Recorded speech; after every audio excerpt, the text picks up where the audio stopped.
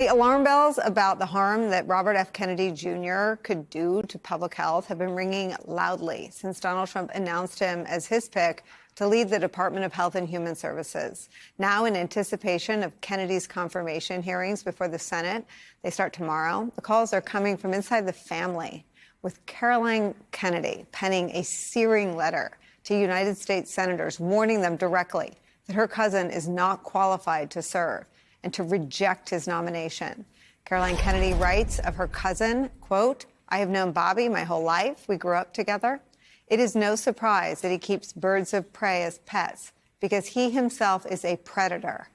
He himself is a predator." Wow.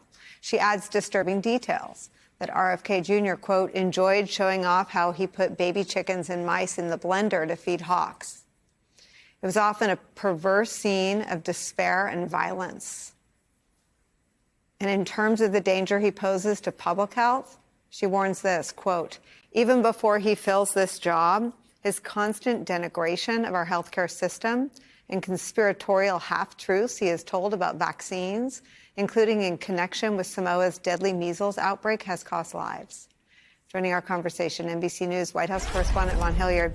Vaughn, I used the word sadistic yesterday to describe the knowing removal of security protection from people who didn't vote for Joe Biden, would never vote for Joe Biden. They didn't vote for Kamala Harris. They'd never vote for Kamala Harris. They were ginning up animosity toward both of their foreign policies. And that's John Bolton and Mike Pompeo, because it seems sadistic for Trump to remove their protection, the protective detail, because they have a threat from Iran, because they carried out his foreign policy.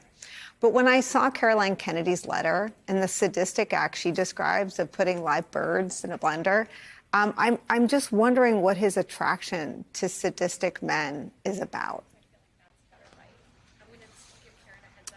I think in this moment in time, Nicole, it is about the reality that Donald Trump has selected this individual to lead as Secretary of Health and Human Services. And I say that because I think Mike Pence is a great example of this on the counter. Mike Pence has nothing to lose. He's not up in Congress. He's not the vice president in the White House. And Mike Pence is currently running ads attacking Robert F. Kennedy Jr. from being confirmed to this HHS post. But this comes down to one man, Donald Trump, who made the selection to pick Kennedy despite this litany of stories that have come out over the last year, right? Not only did he embrace the endorsement of him back in August, again, when many of these stories were already out publicly, but he went as far as to welcome him down to Palm Beach to be a key member of his transition. Kennedy spent most of the 3 months there in Palm Beach, and then went as far as to name him HHS secretary when there were some that doubted that Donald Trump would go that far, understanding the deep history of infidelity that has been alleged about Robert F. Kennedy Jr., as well as leaving dead bear cubs in Central Park. The stories about Robert F. Kennedy Jr. are plentiful, and yet Donald Trump made the selection. And the question here in the next 2 days, as we go through these confirmation proceedings, in which Kennedy will go before two different committees on Wednesday and Thursday, is whether there will be enough hesitancy among any Republican lawmakers to step in and block his confirmation from going forward, understanding he's going to be seeing FDA, CDC, and 12 other health agencies. Let me read more from Caroline's letter to you, Andrew Weissman. Caroline Kennedy writes this, quote, "He has always been charismatic, able to attract others through the strength of his personality, willingness to take risks and break the rules. I watched his younger brothers and cousins follow him down the path of drug addiction. His basement, his garage, and his dorm room were the centers of the action where drugs were available. Siblings and cousins who Bobby encouraged down the path of substance abuse suffered addiction, illness, and death, while Bobby has gone on to misrepresent, lie, and cheat his way through life."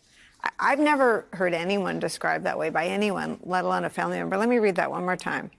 Siblings and cousins who Bobby encouraged down the path of substance abuse suffered addiction, illness, and death, while Bobby has gone on to misrepresent, lie, and cheat his way through life.